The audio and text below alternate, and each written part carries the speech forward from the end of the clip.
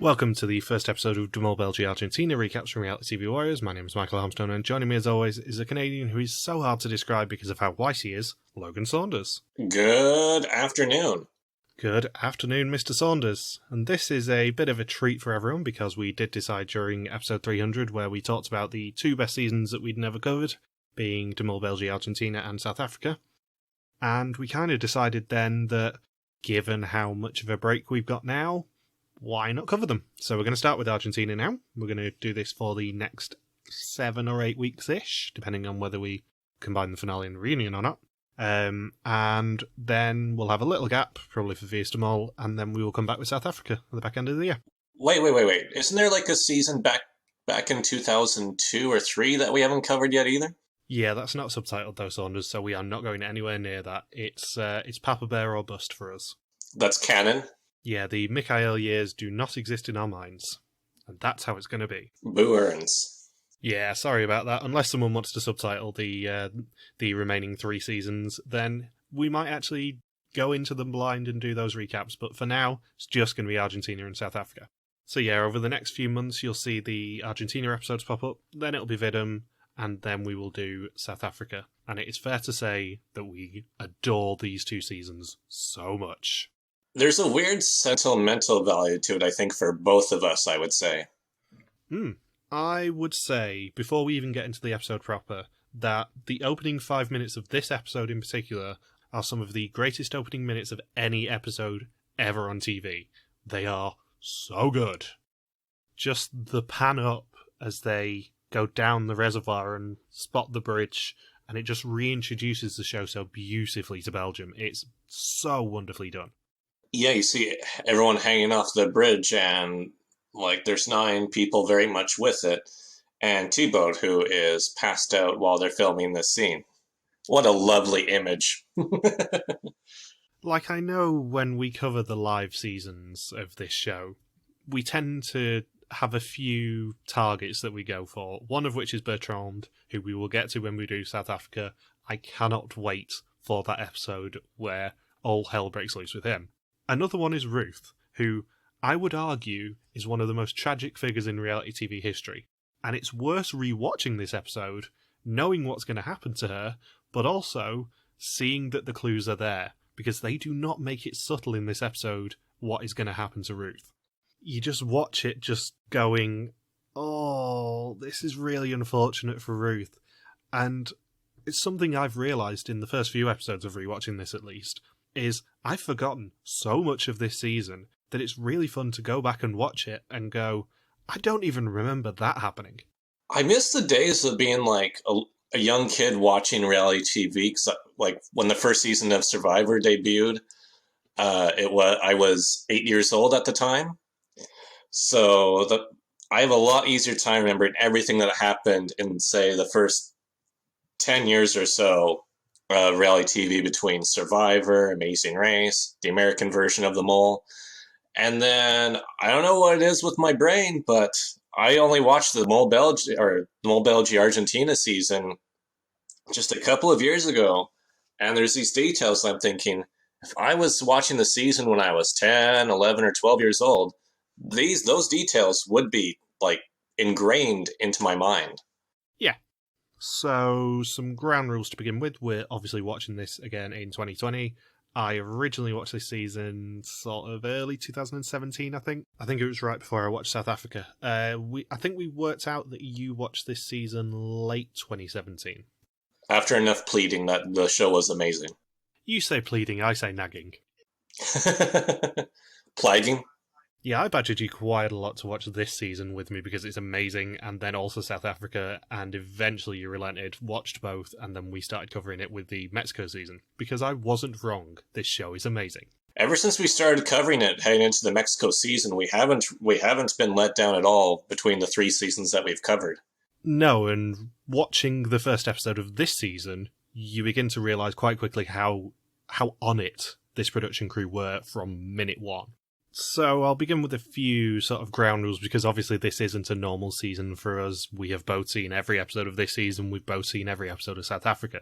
So the only difference between this and our regular recaps is that we're not going to do any predicting. There'll be no predicting, no suspicions, no nothing.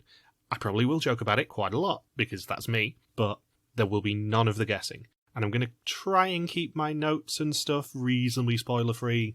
Obviously, I'll point out stuff that the mole is doing, but I'll also point out suspicious stuff that everyone else is doing, purely for anyone who hasn't actually seen the entirety of this season. That's going to be tough.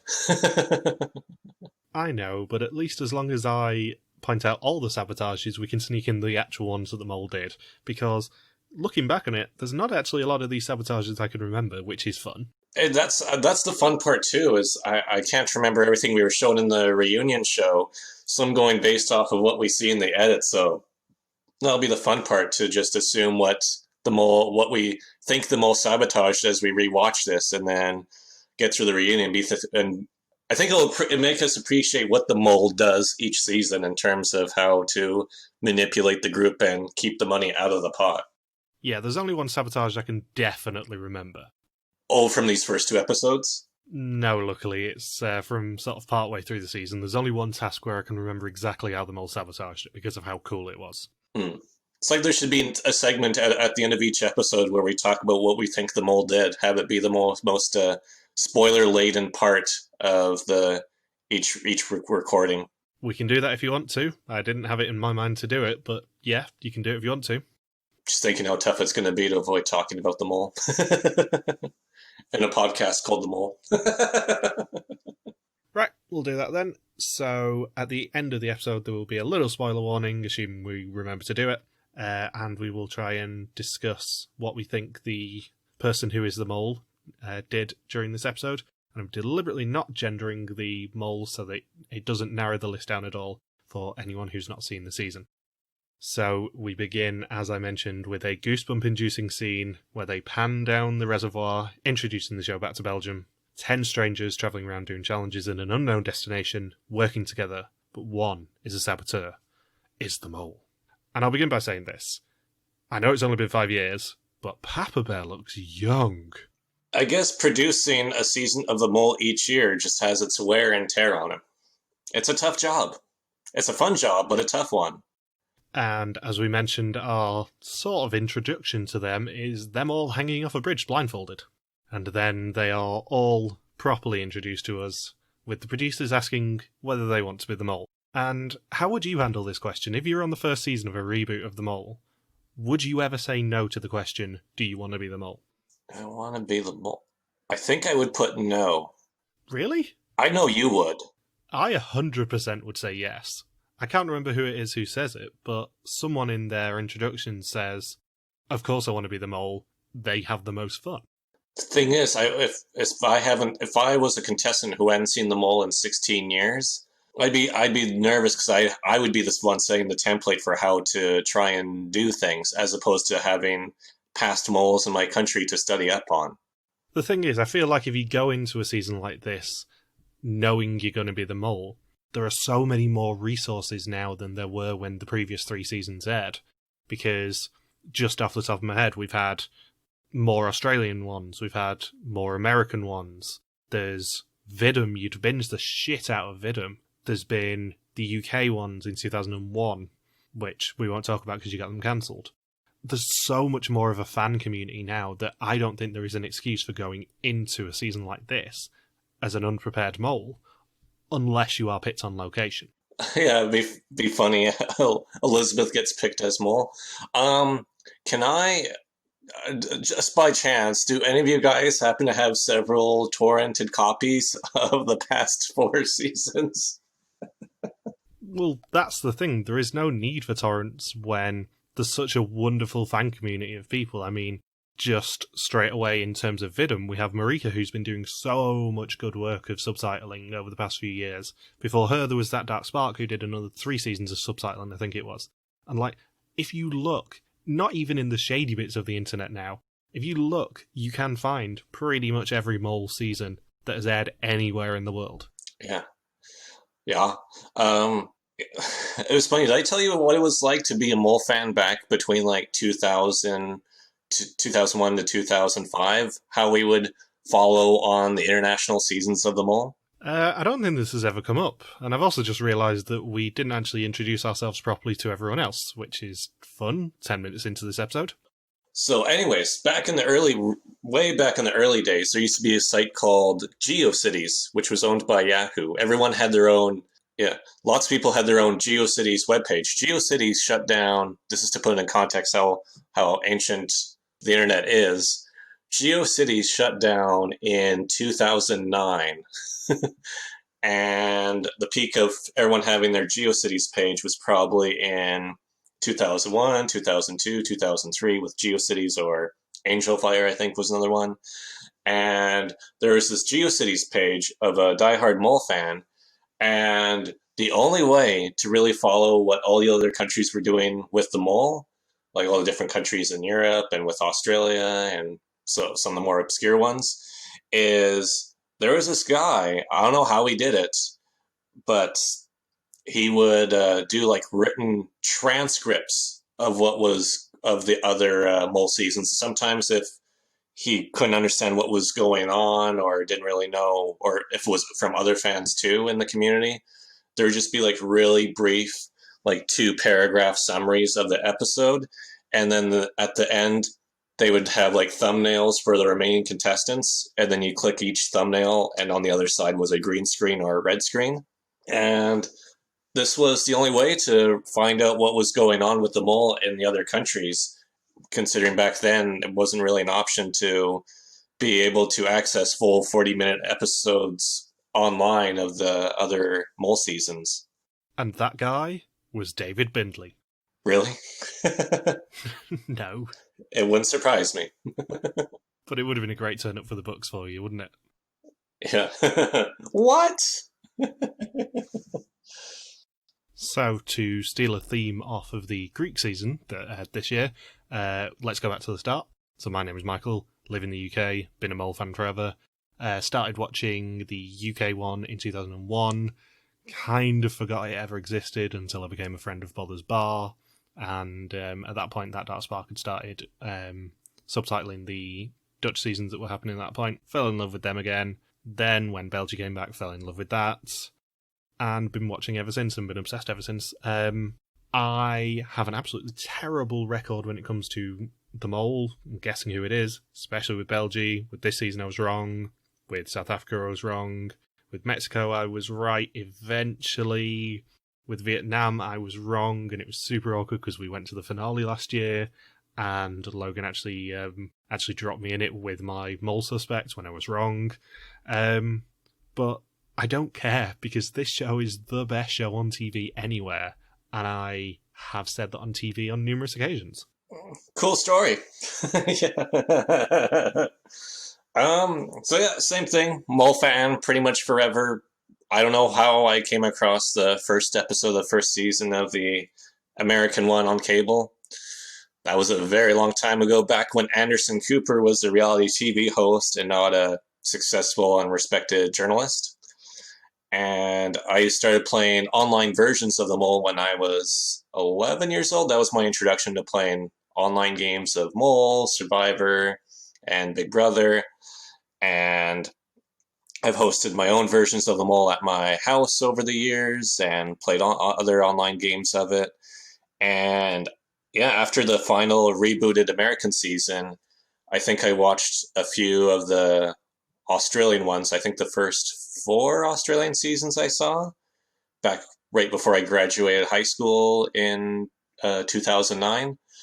And then, yeah, there wasn't really any Mole seasons to watch for years and years. And then I got brought back into it in 2017 with watching the Mol Belgie Argentina and Vidum Japan to be specific.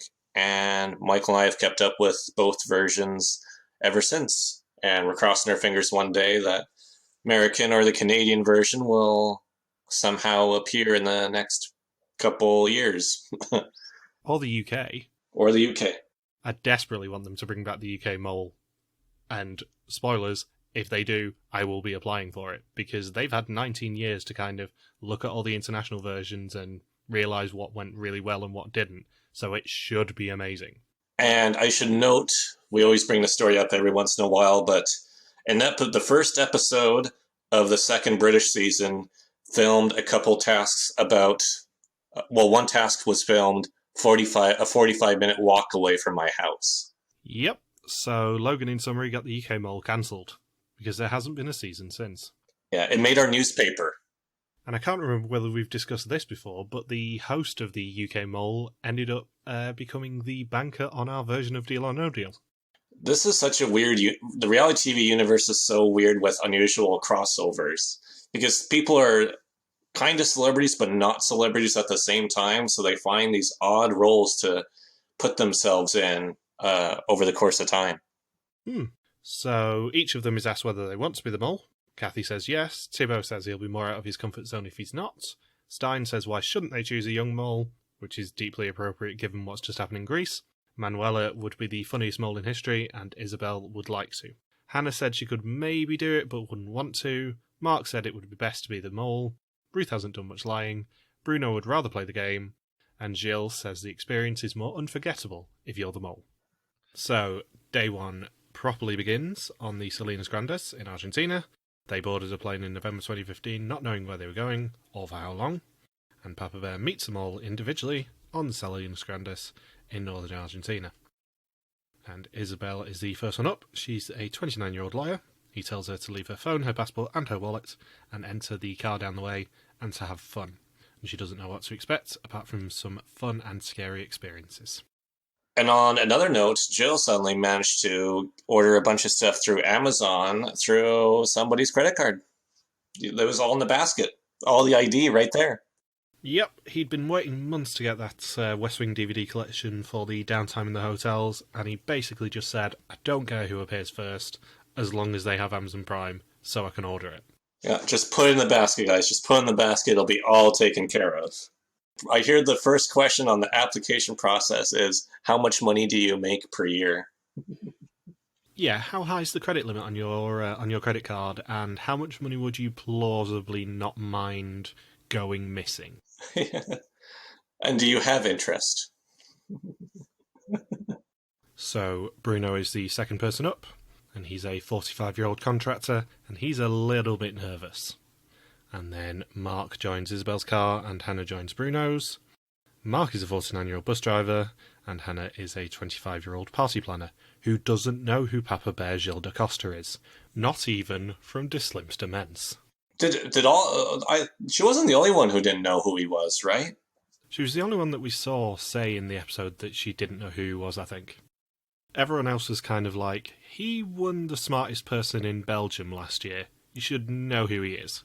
Yeah, but that's on cable. Who watches cable anymore? Certainly not Hanne. Well, she's a children's party planner. Do you think that's going to be a theme for a party that she plans? Hey, let's watch adults be really smart. That's entertaining. No Paw Patrol for you, you little shits.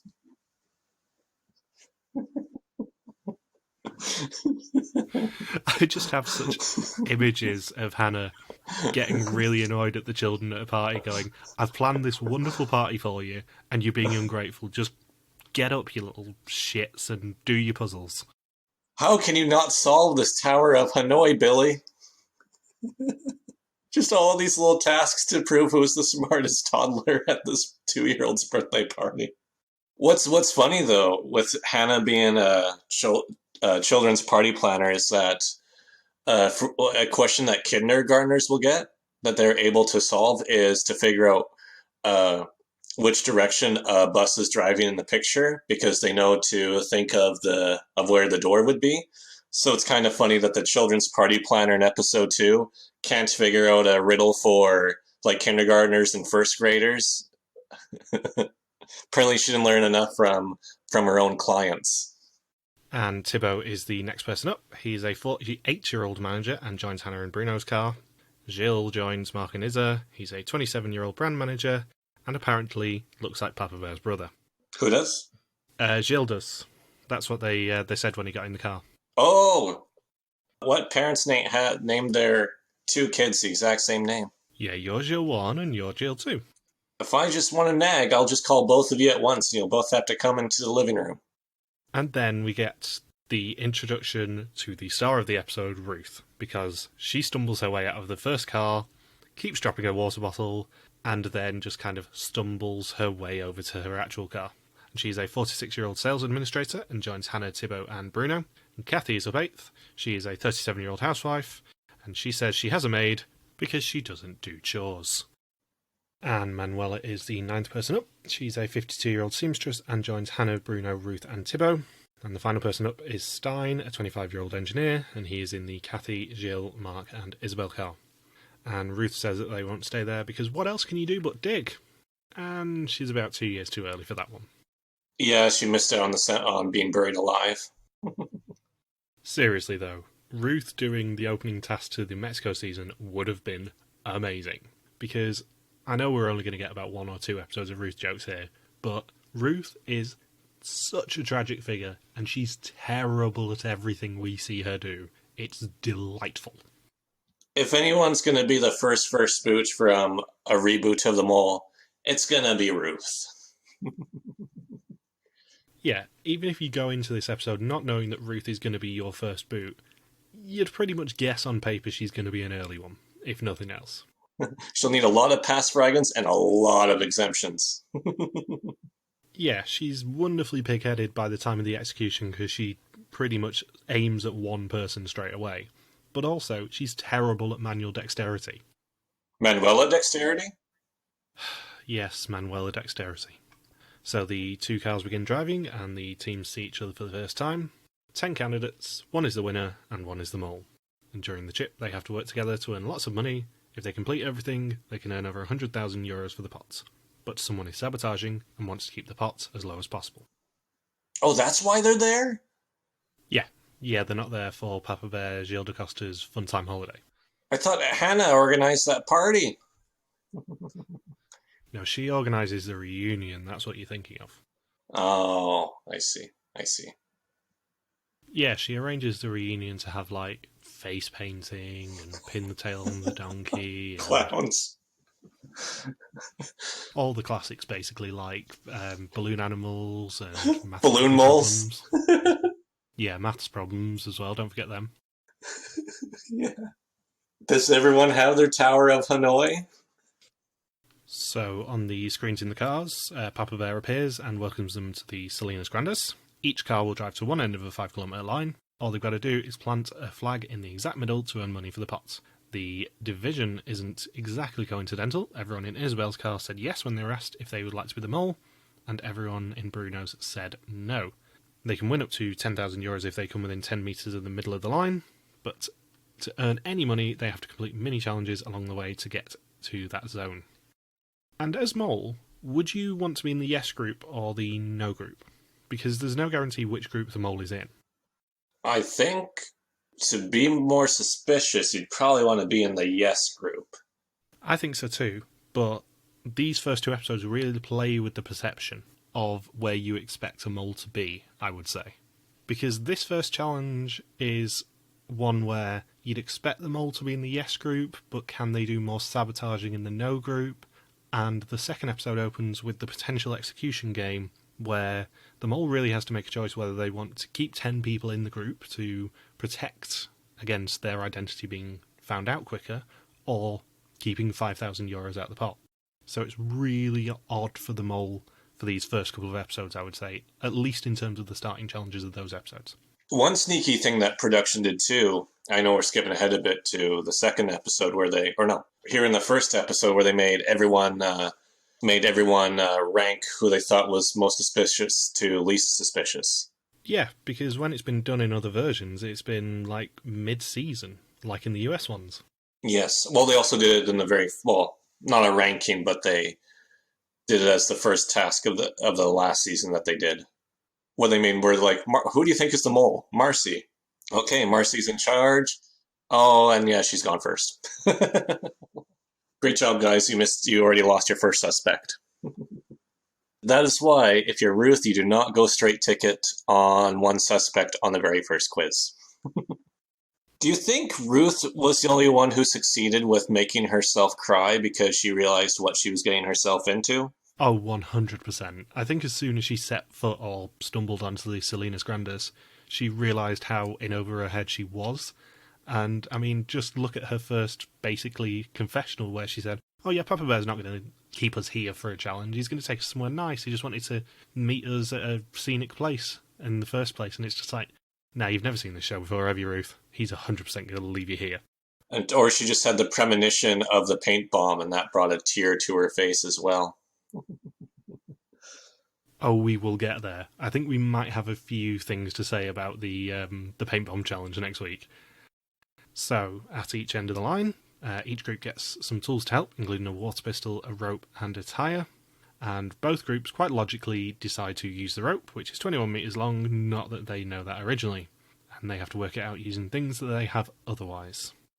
So Gilles works out that the tape is exactly twice as long as the rope, so they can use that to measure the distance in a shorter amount of times at least. And both groups come across the first sign. They can earn €500 each by picking 2 people who can solve a puzzle under pressure. To earn the money, they must use only a straw to transfer liquid from a bottle which is glued to the table in a glass. And they've got 5 minutes to transfer it to earn the €500. If they fail, both people who played in each team will be left behind. And for the yes group, it's Kathy and Stein who play, and for the no group, it's Hanne and Bruno. I think with this first challenge, it is really easy if you're the mole, because everyone's so disoriented trying to figure out this game after such a long period of time, and everyone's probably so wound up that they're not going to be performing at the best of their ability when they do these little mini games. Yeah, because if you think about it, we have no idea how long they actually spent in sequester before the game. It could have been 2 hours, it could have been 12 hours, it could have been 3 days or a week. And if they were trapped in a hotel room, if it's anything like the other shows we cover, there was probably no TV in there, no clocks. All they could do was just pace and pace and pace. And then as soon as they're released from that and sent straight to the Salinas Grandes into a challenge, there's that rush of adrenaline, which means that they're not thinking straight. So let's be honest, they probably were never going to win this challenge. I mean, there's just too many things that you really have to stop to think about in order to put any money into the pot. Yeah, you have to bear in mind that for €10,000 to be lost in this challenge, all it takes is for the mole to do one thing, and that is move their team's flag by 20 metres or more. Anything more than that, and they're golden. But they just have to make sure that their team's flag is accepted, and that it is at least 10 metres away from the correct point. And no matter what else happens, they lose the €10,000 in this challenge. Yeah, and also mess up whatever minigame they participate in. Well, not even that. As long as the flag is placed in the wrong place, it doesn't matter what they do in the minigame. They could be a really cocky mole and win it if they wanted to, and get, right, say, €4,000-5,000 into the potential pot, and then lose it all because the flag's wrong anyway. Yeah, you could do that where, you succeed at the minigame, and then, make sure the flag is nowhere near where it's supposed to be, and hope that you have enough control within the chaos to ensure the money is lost. Yeah, because this is a great challenge for the mole to potentially reduce the suspicion on them by winning their minigame and then still ensuring that the flag's wrong so they don't get up to €10,000 into the pot. It's a win-win situation for them. I guess the risk is, if everyone is getting close to where the middle is going to be, maybe a bit too risky to be like, oh shit, we're about to win a ton of money. I need to make a stand to get this flag further away. That might be sticking your neck out way too much for the first task of the game. But what I'll say on that is that there were 2 flags. So if the mole knows that everyone's getting a little bit too close, and that, let's be honest, they're the only person who knows the flare's going to go up in the middle line anyway, if they're getting a bit too close, the mole can just kind of push for the other team's flag as long as they're not within 10 metres of the midpoint anyway. So they were never going to win. Yeah, the 2 flags were 80 meters apart? Yeah, the 2 flags were very far apart in the end. Right. So yeah, both teams use the basic air pressure method of trying to use the straw to kind of transfer the liquid very slowly. And towards the end, Papa Bear actually shows us how it's done, which is to create a seal with your hand over the top of the bottle. So the only exit for the liquid is the straw itself. Both teams fail, and Hanne realises how to do it right after the timer runs out. Which is a habit of hers each episode. Yeah. She always figures it out as soon as it's done. Yeah, this won't be the last time you hear us say the words, and Hanne figured it out after the timer's run out. So at the second sign, the remaining 6 must choose one person in each group who's in perfect control of their body. And Ruth says she's in control of her body, just not everything around it. and Gilles is volunteered for the yes team. And at this station, they've got 5 minutes to make a single tear roll down their cheek. If they succeed, they will earn €1,500 each. So Gilles' tactic to make himself cry is to rub salt in his eyes, and Marc says that he will succeed because he's a softie. And I had forgotten, since watching these episodes, how awful Marc is at times.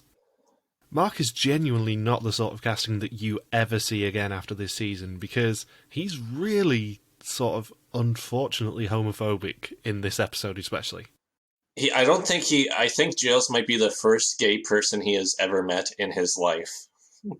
Yeah, maybe it's just a side effect of him pacing around the room for 3 days potentially, but especially in this episode, he says some things where you go, oh, I don't think you wanted to say that on TV, really.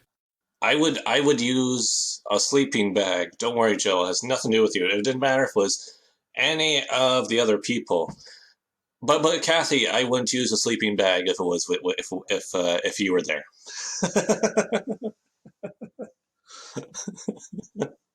Maybe what he meant by softy was just with the hair on top of Jill's head, because Marc is very hard-headed since he's completely bald.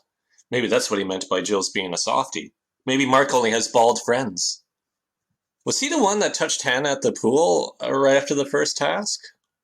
Where it's like, that is not her hip, Marc. I'm pretty sure it was him. I was surprised they actually included that in the episode. Actually, out of interest, can you remember who from this season was at the finale in Vietnam? It's tough because, I don't remember all the early... don't remember a lot of the faces from the Argentina season quite as much, since it was a bit longer. But Hanne was definitely there. There's Jill's. T-Bode was there. I think Isabel was there. Yes, I think so. Actually, yeah. And I think Bruno was there too, wasn't he? Yeah, because I remember walking into that upstairs room and sort of whispering to you going, oh my god, it's that person from this season. Oh my god, it's such and such. And then just kind of trying to keep it cool as we walk through the crowd. Yeah, just tuck away in the corner. It's T-Bode. Oh my god, it's Tebow. He passed out on a bridge. That's the guy who passed out on a bridge in Argentina. Oh my god, need his autograph.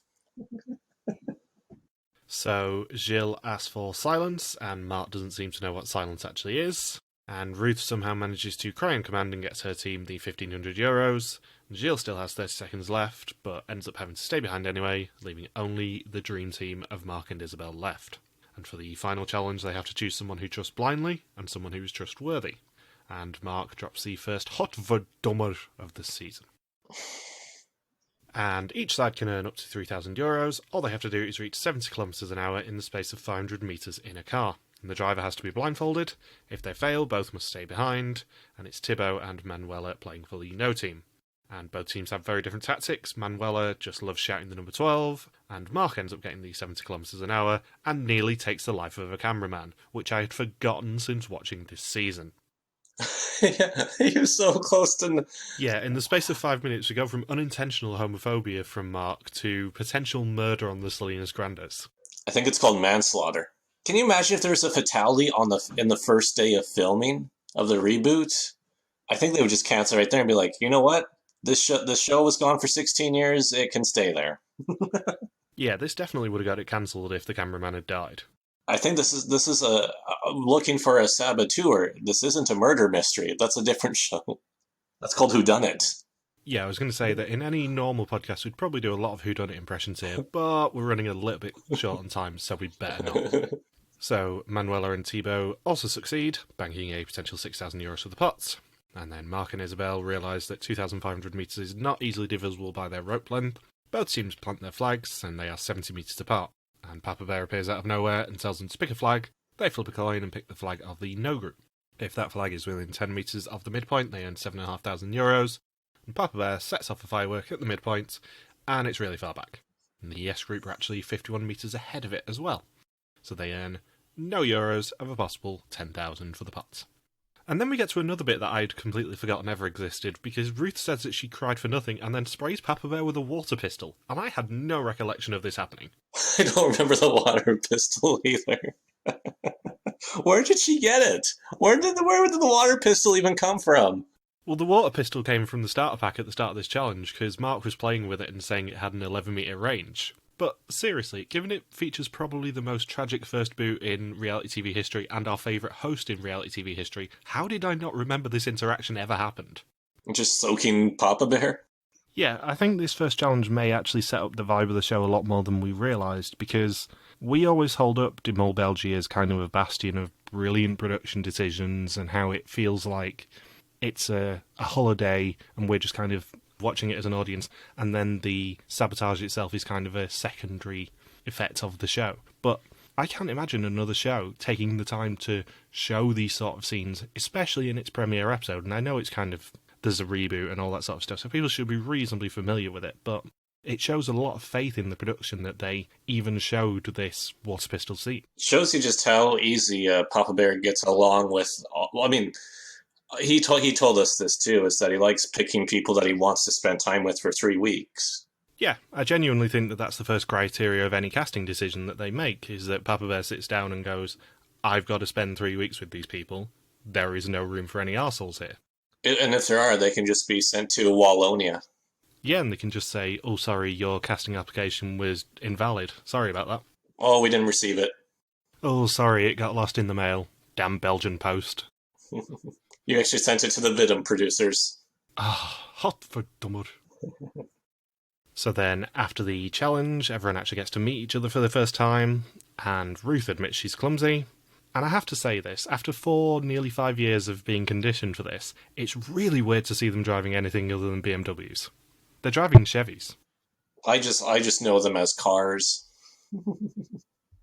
I wish it was a Volkswagen Beetle. We don't talk about Beetles. Or the Scooby-Doo Mystery Mobile. Do you not remember that the VW Beetle is my berserk button after I went to Texas earlier in the year and had to drive one for a week? They're awful cars. Oh, that's what you had to drive? Yeah, I had the most Texan car possible. It was a VW Beetle. Like from the 70s? No, it was reasonably modern. It was just that you've seen how tall me and my brother are, and we had to squeeze ourselves and 2 pieces of luggage into this fecking small car. We asked for a Ford Focus, and we got a VW Beetle. You know what they should have done when Ruth was making herself cry in the first challenge? They really should have played Don't Cry For Me, Argentina from Vita Perón. No, if this were a later season, they would have done that, but they actually use it in a later episode in this season, so that's probably why they didn't. Although if they did use it, it would end up being an instrumental version and be like a really badass rendition of it. Probably a YouTube musician of some description that just fully orchestrates it. With Papa Bear on vocals. Oh, definitely. Papa Bear would have done his karaoke. Oh, I would actually quite like to hear Papa Bear do Don't Cry For Me, Argentina. If someone can make that happen, that would be wonderful. Oh, and that could be the intro song for this podcast. Oh, definitely. If we can somehow make that happen, that would be delightful. And at dinner, Papa Bear hands out the Mole Diaries. He introduces the idea of the game. Every few days they will take a test, and whoever knows least goes home. And everyone finds it suspicious how far away the No group were. Hanne says Thibaut is terrible with remembering numbers, and Thibaut says he knows who it is already, and that is Ruth, because she was left alone with the flag. Just go all on one person, all on Ruth. Yeah, definitely put all 20 questions on the most suspicious person in the history of them all. Ruth. And they all wake up on day 2 to a chance to take as many notes as they want in their mole books. And you can tell that this is the first season in 16 years because Marc doesn't even have a pen with him. He just does it in his own blood.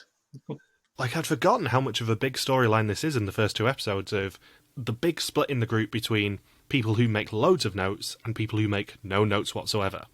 They put the no in notes. Yeah, as such a huge fan of them all, I can't imagine why people have gone into this game going, I'm not going to take any notes, I'll be fine. Just wing it. It's only 100,000 euros on the line. One thing I want to note is just how much, out of all the seasons in the reboot of Belgian Mole, this is the most uncomfortable or most confrontational it gets between all the players, where some of them just flat out aren't getting along or have it's a big enough gap that none of them really ride the same cars together anymore. Yeah, I was saying this to you earlier, and it's more of an episode 2 thing than an episode 1 thing, so we'll get into this next week, but I'd forgotten how confrontational Kathy is in this season. She's extremely aggressive. One thing I want to note about Kath are two things, really. One, how confrontational she is, and then number two, how close she is with Gilles from the very first episode. Like they always show us scenes of the two of them together talking a lot. Like when Marc says that unfortunate thing about his sleeping bag defense, Kathy was the one at the table there. And in the morning when they're just in each other's rooms, Kathy and Gilles are frequently talking. They're usually in the same car together. And we're going to see it in the second episode that they're even going to be in the same group for a task together as well.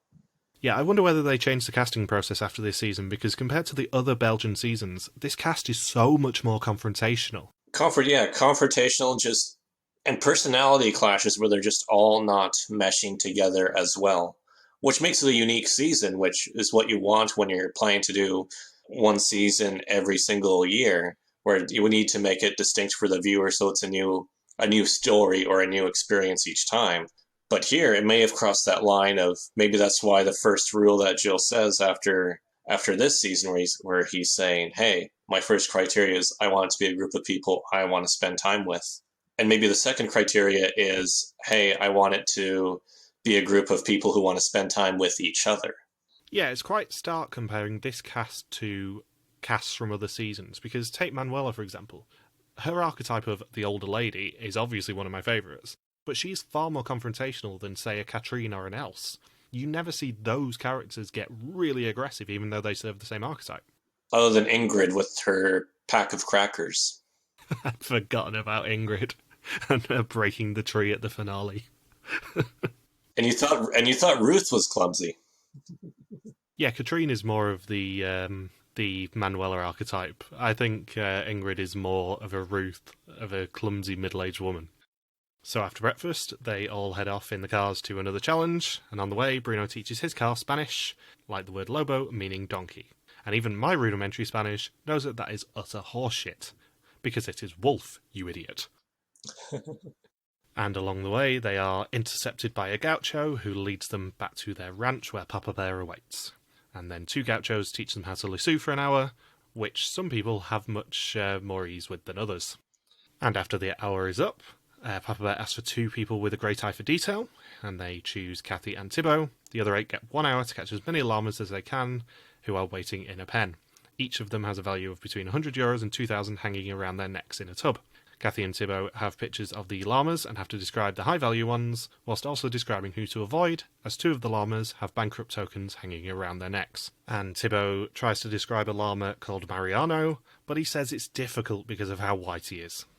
And it's Manuela who is the first to enter the enclosure, and everyone must try at least once. And just like in life, they try and avoid all the white ones. And Manuela tries to lasso, but ends up face-planting, and then eventually lassos a white one. And then Marc is second up. He is a little bit more successful. Ruth, however, is not. And then Isabelle is next, and we get a Godverdomme of her. And then Gilles is next, and he lassos one, and gets some spit from his captive too. That's how coronavirus spreads. It is. It was llamas all along. Everyone was looking for pangolins and bats and stuff, but actually, they needed to look in northern Argentina for the llamas. So with half an hour to go, Kathy wants him to go after Gloria, one of the white ones. Bruno isn't so keen and calls her sweetie on the walkie-talkie, but instead gets a response off Thibaut. And it is Hanne who ends up supporting the plan. And then Bruno risks looking for Gloria. He manages to catch one that's already been caught, and then catches another one. And then Stein shows off by catching 2 in one throw. And Hanne is last up. She tries the softer tactic, but catches one eventually without using said softer tactic. And with 1 second left, she catches the second one, bringing their total llama count to 8. One thing I want the listeners to focus on as they're watching these episodes is pay attention to Stein during the season, because it's a great example on how to ensure no one finds you suspicious. Yeah, I probably should have said this at the start of the episode, but watching this season the first time, Stein was my favourite. I also remember quite clearly who my suspect was going into the finale and for most of the season. And I was wrong, so we'll get there towards the end of the season, but I'll show you how I was wrong. So then Papa Bear returns and opens all of their containers. Hanne's first one earns €100. Gilles' first one is worth 250, and Bruno's earns 200. Hanne's second one earns 200. Gilles' second one is 250. Stein's brown llama is worth 200. His white one is also 200. And Manuela has the last one.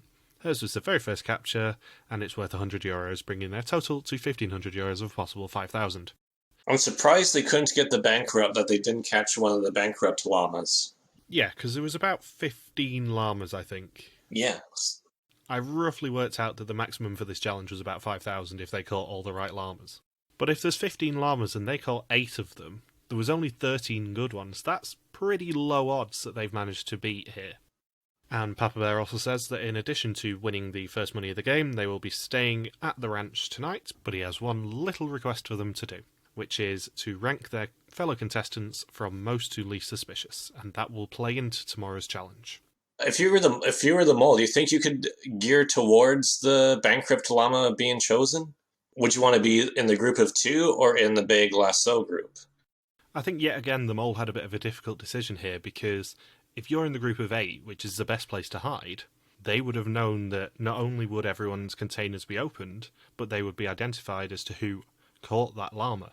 So it's a bit of a risk for them to be in the group of 8, catch a bankrupt llama, and then have it identified that they did it, putting them right at the top of the suspicions list, right before the next challenge where they know everyone's going to get ranked.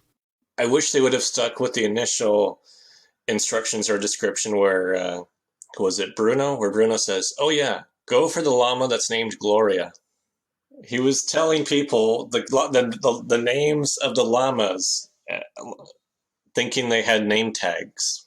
But yeah, it's a matter of, hey, why didn't you guys catch Gloria? I told you, catch the one named Gloria. How'd you not figure that out? We would have had so much more money.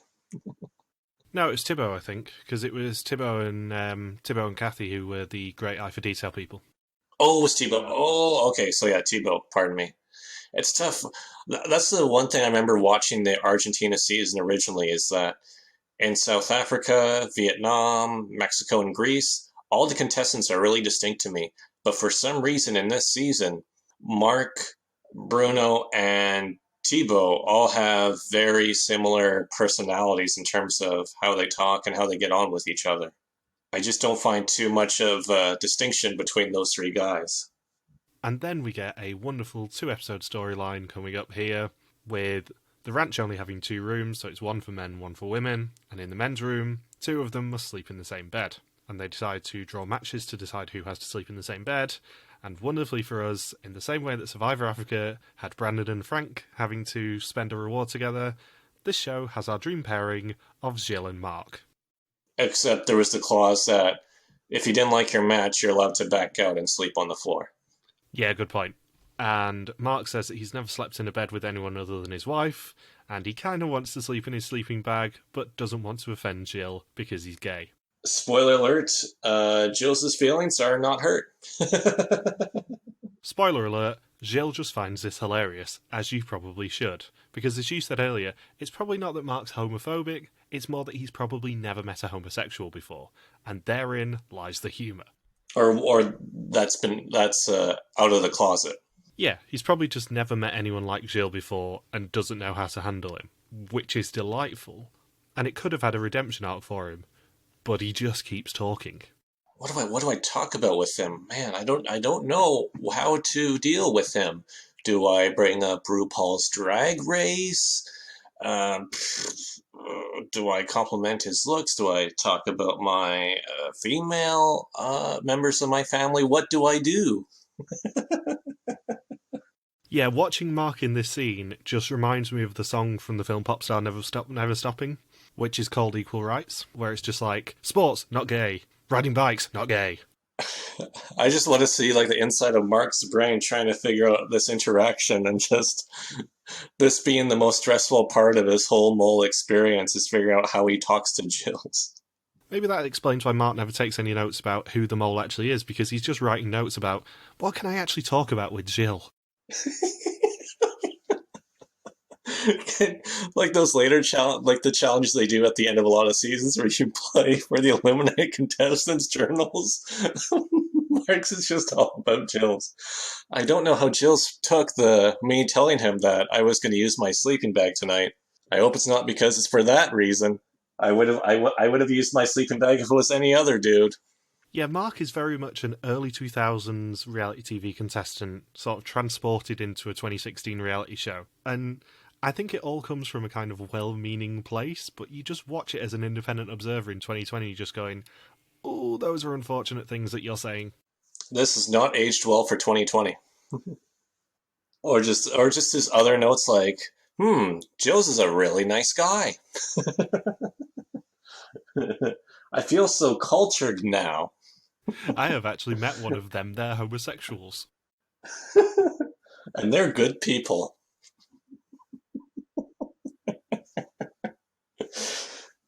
Out of all the contestants on this season, 100,000 euros or no 100,000 euros, Marc is getting the most positive impact out of this experience.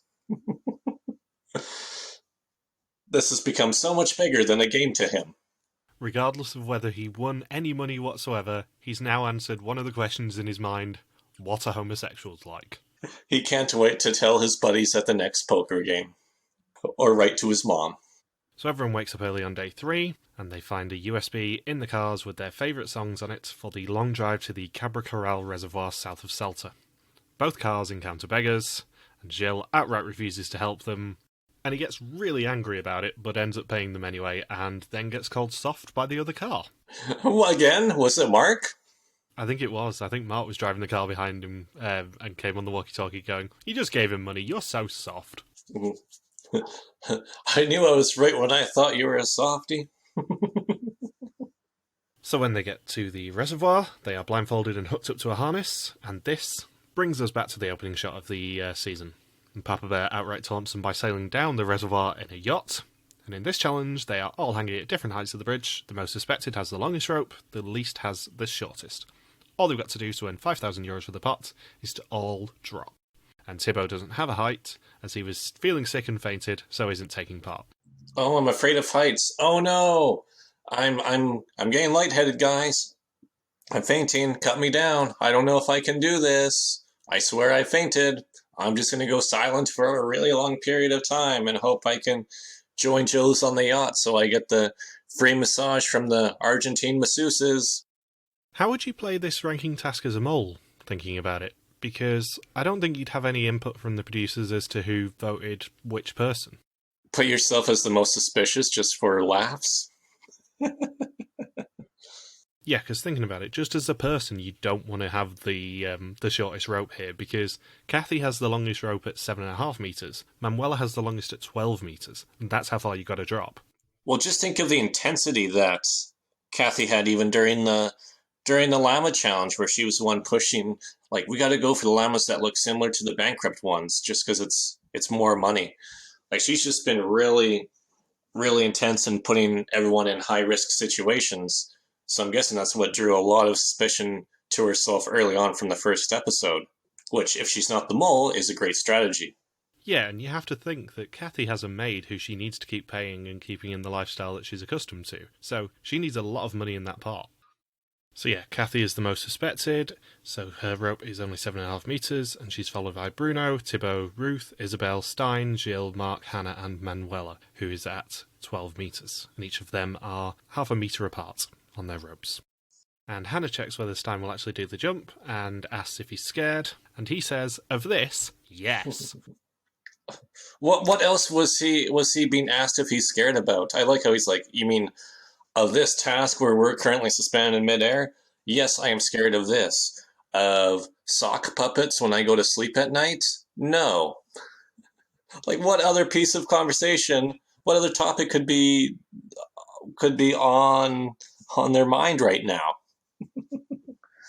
Of being blindfolded in a foreign country? Surprisingly, yes, I'm scared of that.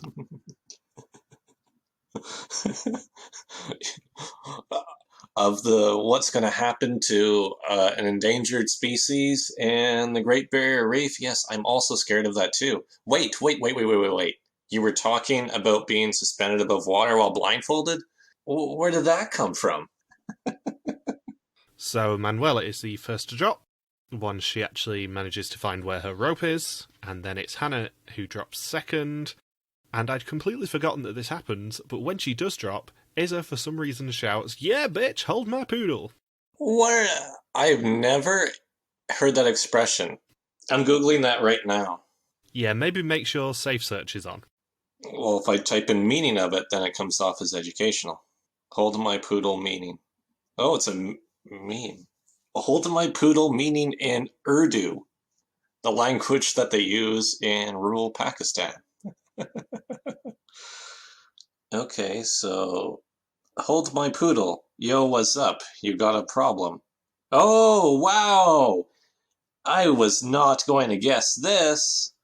It's from the Wayans Brothers classic, White Chicks, which is a movie from like 2001, 2002, I think.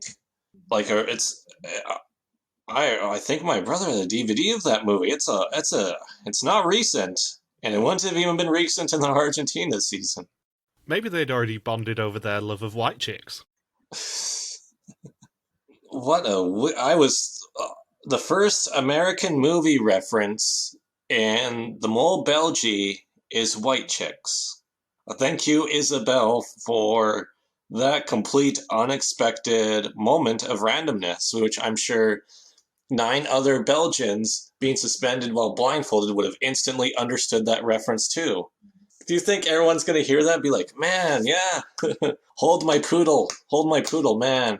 I really got to rewatch White Chicks. Thanks, Isabel. We all know exactly what that's a reference to. Yeah, like, man, you have, say, I don't know, Luke, I'm your father, or how do you like them apples? No. We don't go with any of that. We go with hold my poodle.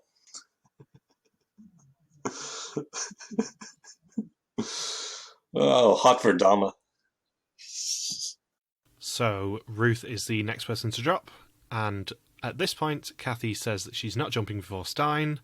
Bruno's fourth, followed by Isabel. Bruno says Stein is still a bit suspicious, as he's quite quiet in the group. Gilles is the next to drop, followed by Marc, leaving just Kathy and Stein. Kathy is always like this every damn challenge. Is there no off button with her? Yeah, I'd forgotten how antagonistic Kathy can be at times during this season. Antagonistic and intense. She just does not stop. No, like everyone says, by the either end of the first episode or the very start of the second one, they all say, wow, Kathy is the most intense. It's actually really funny, you have Kathy on one end in terms of intensity and just really focused all the time and trying to figure this game out. And then on the other end, the most relaxed contestant overall is probably Hanne. Yeah, I'd forgotten until I rewatched this season that Kathy just goes from 0 to 100 straight away. As soon as the challenge is happening. She's just relentless, and I don't think they've ever cast anyone like her since. It's so fun to see, actually. I could remember a little bit of what she'd done during the season, but I had completely forgotten about the pure intensity, especially in the first couple of episodes where she is so switched on. But she just has such a weird arc during this season that I'd completely forgotten quite a lot of it. If she's not the mole, that's probably her true personality, and she's just probably a very, very competitive person. Yeah. And I also love the fact that Isabel's first thought as to why Thibaut isn't hanging is potentially because he cheated. He faked fainting. Yeah, he might have just cheated and Gilles pulled him from the game 3 days in. What would have been great with Thibaut when he faints?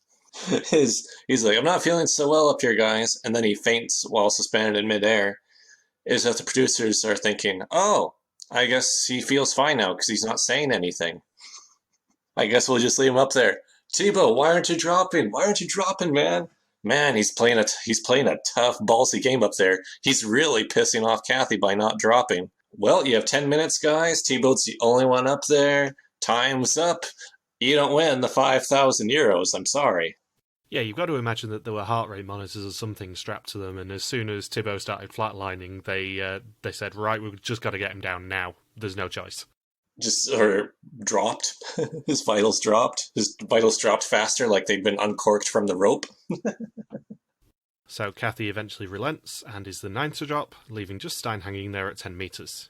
He drops, they earn €5,000, and that gives them a first week total of 6,500 of a possible 20,000 for the pots. And Papa Bear lets them have beer on the yacht to celebrate their success. And at lunch they get to salute to a successful morning, but then Papa Bear enters and breaks their hearts by announcing that someone will be leaving in the first execution that evening. And in another bit I'd forgotten, Ruth is worried that they will do the elimination before they eat. And Papa Bear has to reply that they're not that cruel.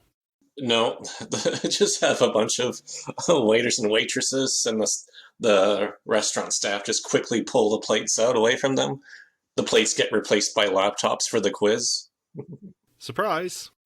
So it is now time for the test, 20 questions on the identity and actions of the mole. Whoever knows least goes home. Ish. Except for the mole, who can never go home. So Isabel suspects Kathy, Thibaut and Ruth. Thibaut says he didn't sleep the night before because he thinks he's cracked it already. Marc suspects Thibaut, Ruth, Bruno, Gilles and Kathy, doing that Nathan from Vidum 20 thing of splitting over half of the people left in the game. Stein suspects Bruno, but hopes that he's wrong because they get on really well. Bruno says he wants to pick randomly, but is going for Ruth. Ruth is scared of how sure she is. Hanne suspects Manuela as she got a bad vibe from her straight away. Manuela suspects Gilles as he is a storyteller, and Gilles suspects Isabel, Ruth and Kathy. Ruth acts so innocent, but everything goes wrong around her. And at the elimination, Papa Bear says that they had 3 fantastic days, but someone has to go home. And Bruno, Isabel, Stein, Manuela and Hanne all get green screens before it is Ruth who is the first to be eliminated. I should note, this execution is very unusual because there's no suspense for the screen. It's just type the name, boom, screen comes up. No countdown at all. Yeah, I think it's fair to say that they used this season as a bit of a testing ground because firstly you have Papa Bear who looks really young, but then you have the casting where they kind of tweak it after this season, we suspect. But with the executions, this one is just boom, boom, boom, really silent. Straight away they find out if they're eliminated or not. Whereas in later seasons, and even later in this season, they really ramp up the tension using the music, and there is no such thing as silence in an execution anymore. So it's really weird to come back to this first one where it is deathly silent. Yeah. And one big difference I noticed about this first episode too is we check in with people's suspicions from the first couple minutes of the episode all the way through to the end of this episode. You never get to frequently check in with everybody that often anymore. It's more just reserved for the quiz. No, and something else I noticed is the fact that they don't tend to show too many green screens anymore. It tends to be quite a rapid thing, the executions. Whereas in this one we saw, I think it was 5 before Ruth got the red one. Yeah. I guess when you only have, if there's so much good material that you want to show for the rest of the episode, just cutting out like 30 seconds or so from the execution is probably the best way to go. And on her way out, Ruth says that she gambled on one person, but she really enjoyed herself, and she's just happy to have got this far. First boot. She got away from Belgium is what she's happy about. And something else I spotted in this premiere, which I'd completely forgotten about, but is hilarious, was Marc's eulogy for Ruth. Did you notice it as well? No, I did not. What Marc says, and no word of a lie on this, is that it was a shock that she went first, and it was a bomb that went through the group. And I'm just sitting there watching the premiere a couple of days ago just going, they did just put that quote in this episode, didn't they? And it's another thing where we can say the Papa Bear sense of humour is so already on point, even by the premiere of this reboot season. It's glorious. I like how she still gets her own montage. That'll never be not funny for me, is that the person who goes on by the second or third day, there's still enough of an emotional montage for them. Yeah, because they're still doing that now, aren't they? Yep. Even Contestant Gilles got one in Greece. So Papa Bear Gilles de Coster takes her things to the car, but as she sits down and buckles in, the door locks. She's alone, in a foreign land, in a locked car. And then Papa Bear comes on the screen in the car. The first elimination is a lottery, and she has the chance to get back in the game. And that is how the episode ends. I must tell you, as somebody who's been to Argentina, if there's one country, well, other than maybe Brazil, in all of South America, where you don't want to be in a car and have it locked from the inside, I think chances, if that happens to you in Argentina, good chance that's the last thing that's ever going to happen to you. Yeah, if that happens to you in Argentina, a bomb is about to go off. And it won't be paint. Instead, you'll find Ruth's limbs scattered about the car. I know it's become a bit of a meme whenever we talk about the Belgian seasons, but the twist at the end of the first episode is always wonderful to see what they've come up with. But this one in particular is so good. It's such a good twist. And what I want to point out too, in contrast to say the American version of Survivor, when they bring people back through either Edge of Extinction or Redemption Island, it's mandatory. There's no way that's one or two players don't get to come back into the game. It's a must through the design of the rules of the game for those specific themes. But here, what I really like with the Mole is that when they have this as like the twist at the end of the first episode, and that it's just a matter of a person possibly being able to get back into the game. It's not guaranteed. And most often, and we've seen plenty of occasions between the Belgian version and Vidum where the person tries to get back into the game, but they don't succeed. And then with Vidum, it's, of course they do multiple non-eliminations this season, but it's nice to know that it's not just producers forcing the twist in the game where a person's always going to be brought back into it. Yeah, and I love this opening twist especially because they literally end it with, you have the possibility of getting back in the game. There is no indication of what the actual consequences are if she doesn't get back in the game until the start of the second episode, at which point she goes, "You're going to set a bomb off on me? What the fuck, guys?" If there was a yes car and a no car for who wanted a paint bomb set off on them, that'd be better ways to divide up the teams rather than who wanted to be the mole and who didn't want to be the mole at the beginning. Yeah. So we will end the episode as we always do. Who do you suspect and who do you think's going home next week? Well... Nah, I'm just messing. We're not doing that this season. I guess we just end it here. Yeah, I suppose so.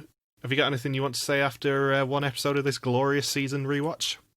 Yeah, as I said before, just pay attention to, well, of course, with Ruth, with her strategy of going all in on one person at the beginning. That is never, no matter how confident you are, that is never the way to play the mole when there's still 10 people left in the game. And pay attention to the intensity of Kathy in each round. Pay attention to how this group interacts with each other in contrast to more recent seasons. And pay attention to how much of a team player Stein is in challenges. Because I want to talk about that, especially with the second episode. Yeah, this premiere sets up a lot of the running themes of the season, more so than a lot of other shows do, and it's to their credit that I completely did not get it when I watched the season originally, and now rewatching it, I am getting those themes picked up on straight away. Yeah, 100%. So, thank you for listening to the first Mol Belgie Argentina recap. We'll be back next week to continue the hunt for the Argentinian mole. Don't forget you can contact us on Twitter, Facebook, YouTube or Instagram where we are RTV Warriors, or you can email us at contact@rtvwarriors.com. Logan is on Twitter at Logsuperquacky, and I'm MJ Armstrong. See you next week. Peace out and just chill till the next flavoring.